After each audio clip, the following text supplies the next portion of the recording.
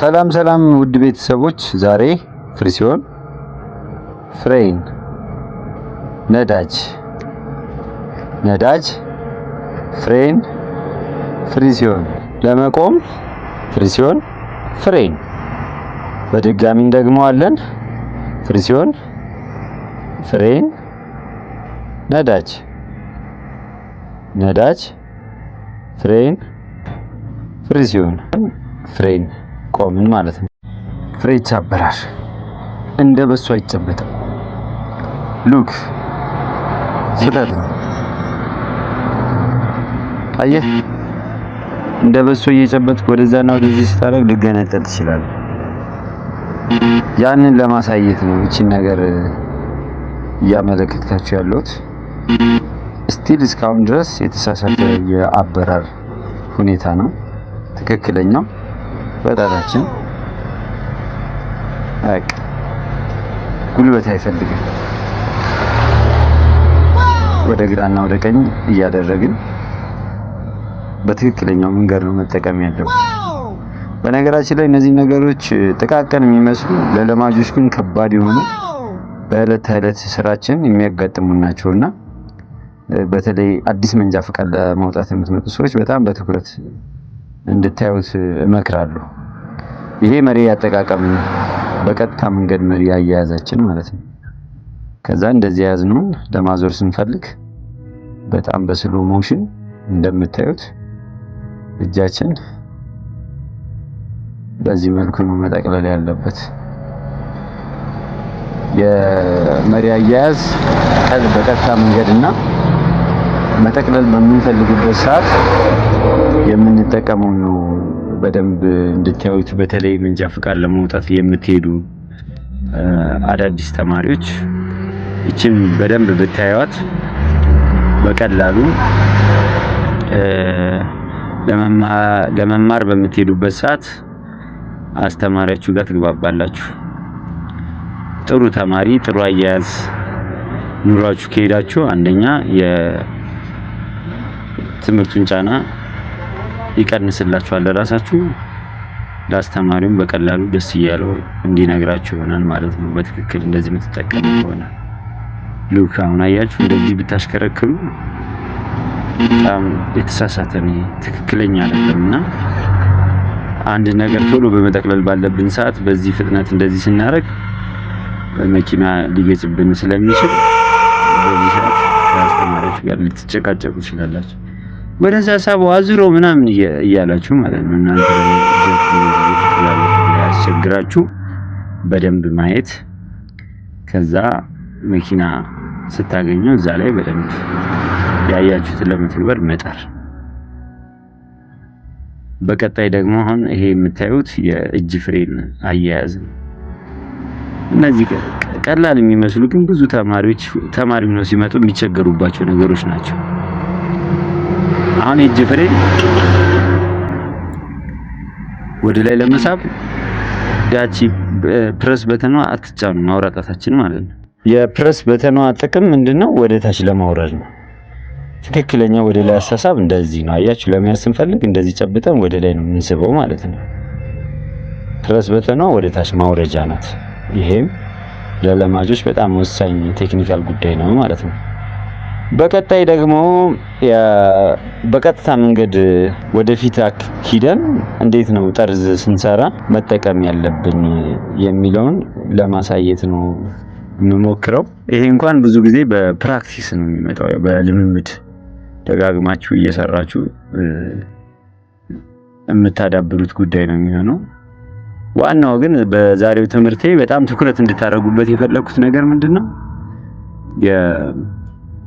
ከመጀመሪያ ይሄ ፍሬን፣ ፍሪሲዮን፣ ነዳጅ ፔዳሎችን ለይቶ ማወቅ። አንድ ተማሪ መንጃ ፈቃድ ለማውጣት ወደ ተግባር ስልጠና ስትሄዱ ይህንን መሰረታዊ ነገር ማወቅ አለባችሁ። የፍሬን ቦታ፣ የፍሪሲዮን ቦታ፣ የነዳጅ ፔዳሉን ቦታ፣ ከዛ ጥቅምና ተግባራቸውን በደንብ ለይታችሁ ማወቅ አለባችሁ። እዛ ከሄዳችሁ በኋላ አስተማሪው ፍሬን ያዝ፣ ፍሪሲዮን ልቀቅ፣ እንደዚህ አድርግ ምናምን ስትሉ እንዳትደነጋገሩ። ኢቭን ዝም ብላችሁ ወንበር ላይ ቁጭ ብላችሁ ራሱ ግራግራችሁ ፍሪሲዮን በቀኝ እግራችሁ ደግሞ መሃል ላይ ፍሬን፣ ዳር ላይ ነዳጅ እያደረጋችሁ መለማመድ ትችላላችሁ። እሺ አሁን ወደዚህኛው ነገር ስንመለስ ጠርዝ አሰራር ነው ይሄ። እዚህ ላይ ተማሪ መጨነቅ የለበትም ባይነኝ እኔ። ይሄኛው ምንም ችግር የለበት። 3 ቀን 4 ቀን ከተማር በቀላሉ አንደርስታንድ ያደርጋል። ትኩረት ጉዳይ ነው። ይሄ የጠርዝ ትምህርት ብዙ ጊዜ እኛ የምንጠቀመው በተደጋጋሚ ቆሞ መነሳት ስላለው እንዴት ስንቆም አቋቋም፣ ስንነሳ ፍሪሲዮን አለቃቀቁን በደንብ እናስረዳበታለን። ከእንደገና ወደ ኋላ ደግሞ እንደዚህ በምንሰራበት ሰዓት የመሪ አጠቃቀም፣ አሁን መሪያችንን በምን ያህል መጠን እያዞረ እንደሆነ እዩት። ከላይ ብዙ አይደለም፣ አይጠቀለልም። አንደኛ ቀጥታ ስለሆነ ማለት ነው። እያየን ሲከፍትና ሲዘጋ ወደ ግራ ለማጥበብ ወደ ጠርዙ፣ እየጠበበ ሲሄድ ደግሞ ለማስፋት ወደ ተቃራኒ፣ ከጠርዙ ተቃራኒ ማለት ነው እያደረግን ይሄንን ደጋግመን ስንሰራ ነው። እንደዚህ አሁን በቃል በመነግራችሁ አንደርስታንድ አታደርጉ። በጣም አንደርስታንድ እንድታደርጉት የሚፈልገው ቀላል ቴክኒካል ነገር ያልኳችሁ የእጅ ፍሬን አጠቃቀም፣ የፍሬን የፍሪሲዮን ነዳጅ ቦታን፣ ተግባራቸውን፣ ሌላ ምንድነው ቅድም ያልኳችሁ ይሄ ጨብጦ በሱ ጭብጥ ይመስል ፍሬቻውን እንደዚህ ይዞ እስከ መስበር የሚያደርስ። ብዙ ጊዜ ተማሪ ሲመጣ በጣም ጉልበት ይዞ ምናምን ስለሆነ እነሱ ቴክኒካል ነገሮችን እንድታዩ ነው ይሄንን ላስረዳችሁ የፈለኩት። ይሄ ጠርዙ ግን ብዙ ጊዜ ልምምድ ነው። በቃ በልምምድ በጣም የፊት መሪያችን ራሱ ይስተካከላል። ይሄን ጠርዝ በምንሰራበት ሰዓት የፊት መሪ ስንሄድ ወደዚህ የሚወላውልብን ነገር፣ ምክንያቱም እዚህ ላይ የመሪዋን ትንሽ ወደዚህ እያደረግን ስለምንጠቀም ወደፊት በምንነዳበትም ሰዓት ቀጥታ መንገድ ላይ የበዛ መሪ እንዳንጠቀም ይረዳናል። እንዳልኳችሁ 5-6 ነገር ነው ሁሌ የምንለው፣ 5-6 ነገር ያዳብረናል። ለወደፊት ደግሞ ለመሰናክል በጣም የሚጠቅመን ጉዳይ ነው። እሺ አሁን እዚህ ጋር ረድፍ አቀያየር እናያለን። ደግሞ እንደምታዩት ወደ ግራ ረድፍ ለመውጣት ምን እናደርጋለን? ይኸውላችሁ ፍሬቻ ወደ ግራ አሳይቷል። ከዛ በኋላ ወደ ግራ ካሳየ በኋላ ፍሬቻው የግራ ስፖኪዮን ያለ አያችሁ፣ ነፃ መንገድ ከሆነ ወደ ግራ ረድፍ ይቀይራል ማለት ነው። ይሄ በጣም ወሳኝ ነገር ነው። አሁን እንደዚህ የግራውን ረድፍ ይዟል። ደግሞ ወደ ቀኝ መግባት ካለበት ምንድነው የሚያደርገው? የቀኝ ፍሬቻውን ያሳይና ከዛ ስፖኪዮን ያል ሉክ። አሁን በስፖኪዮ በኩል መኪና አለ፣ ስለዚህ ዘሎ አይገባም ማለት ነው። ልክ መኪናዋ ካለፈች በኋላ ምን ያደርጋል? ይገባል ማለት ነው፣ ተመልሶ ወደ ነበረበት። እነዚህን ህጎች በጣም ማወቅ አለባችሁ ለወደፊትም ሹፌር ስትሆኑ። ይሄ በጣም ወሳኝ ነገር ነው። ስፖኪዮ አይቶ መውጣትና መግባት በጣም አሪፍ ነገር ነው ለለማጆች።